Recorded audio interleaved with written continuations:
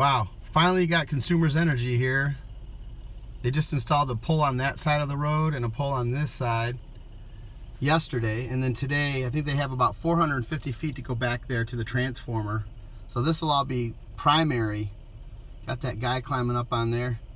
I'm videoing from my car because I just don't want to creep up on him and start videoing him.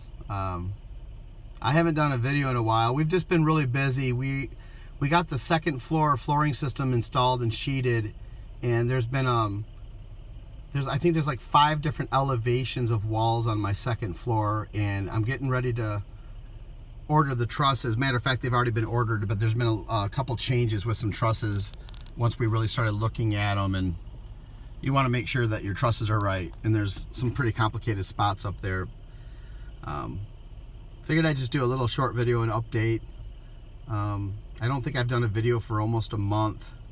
Just been really busy, and the little time we do have out here, we've been out here a lot. It's just, you can see on the ground there's been snow, ice issues. Like right now my son and my nephew are up there working on the second story, and we have a salamander heater blowing on it because just the way the weather, it like got wet and then it froze, so it's literally like a half an inch of pure ice on the top of the floor, and of course that's not safe. So, but we're still getting it.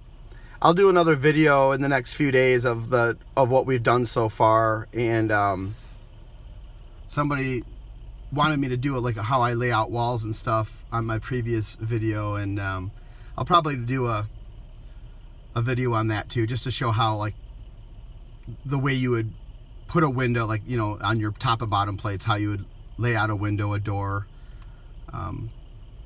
It's pretty simple once you've done it a few times. So I'll do a video on that. And just certain things we found out about, like the I-joist hangers.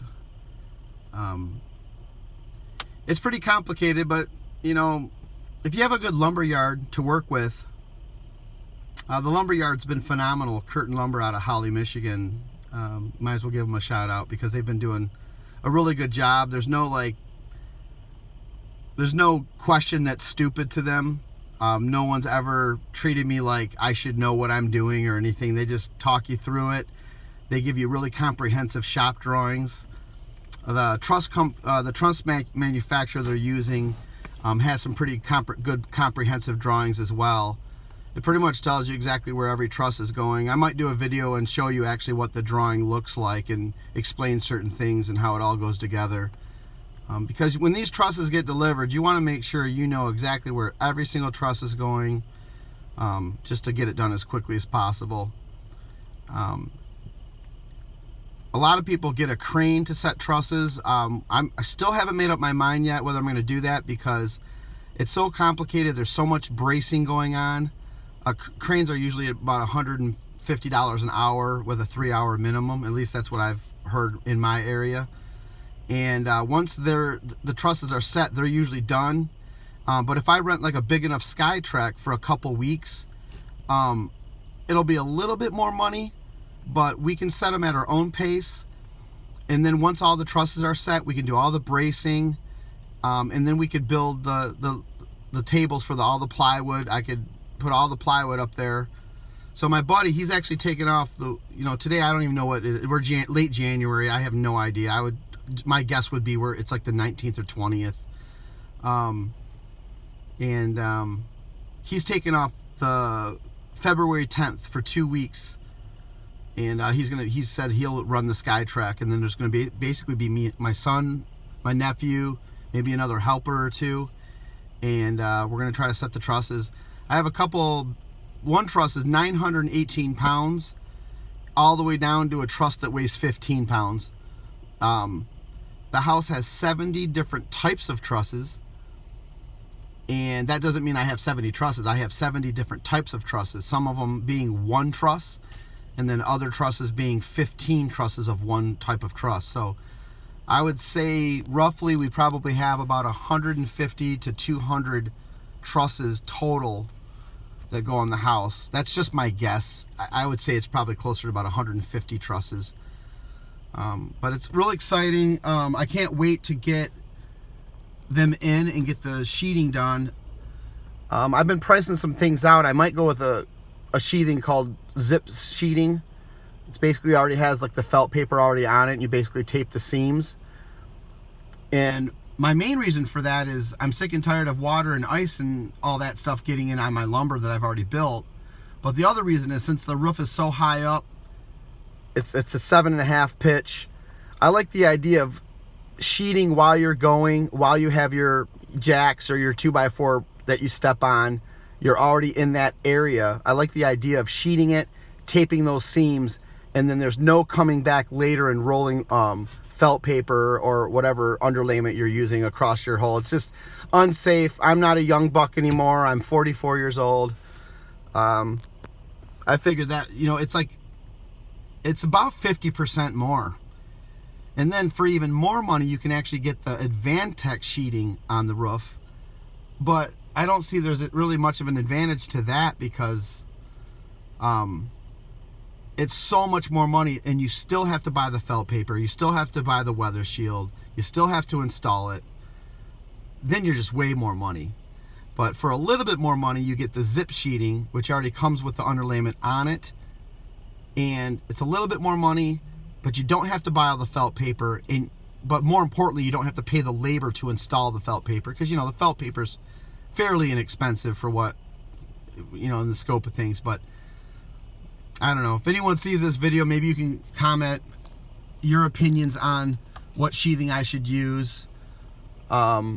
The lumberyard says they don't sell much of it because when that time comes, most people who have even talked about buying zip sheathing really do just buy the OSB. But I'm telling you right now, this roof is so big.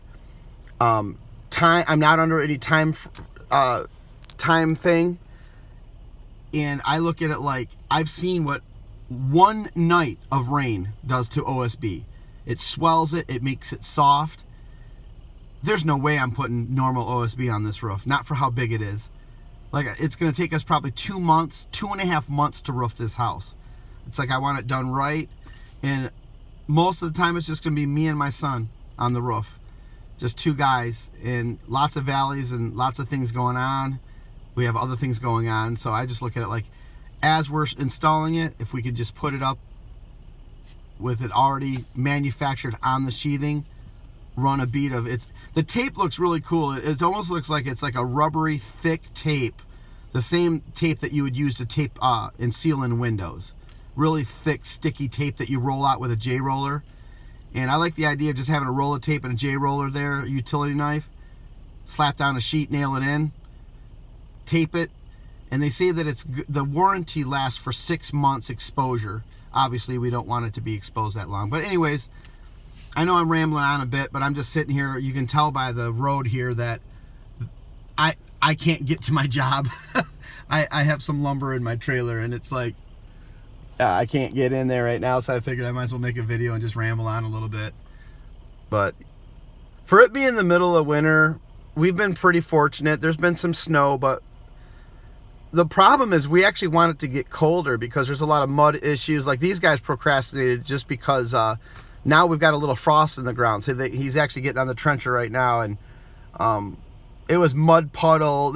All their equipment would have just sunk in there. So it took me a long time to get them out here, but most of it's like permits, variances. You have to have the neighbor back there in the distance, and the neighbor, all the neighbors all around, actually. I had to have a lot of these neighbors sign you know, a waiver of to be up against the property line. Oh, and the person I'm buying the property from on land contract, I had to meet them at a bank and do the notary. You have to have it notarized and all that stuff. And that stuff, to me, I just want to build stuff, and the paperwork end of it's just boring and you roll your eyes at it, but you have to do it. But yeah, it's kind of cool to finally see this going on. Yeah, they had this, all they're doing is they're setting this pole that they're on right now. They set that one. They're going to run the primary across the top above ground, and then they're going to run the secondary down this pole underground all the way to my transformer back there. It's about 400 to 450 feet. And then from the transformer, the secondary is about 180 feet that goes to the house. Oh, I'll cut this video short. I got the guy walking up right now. Signing off.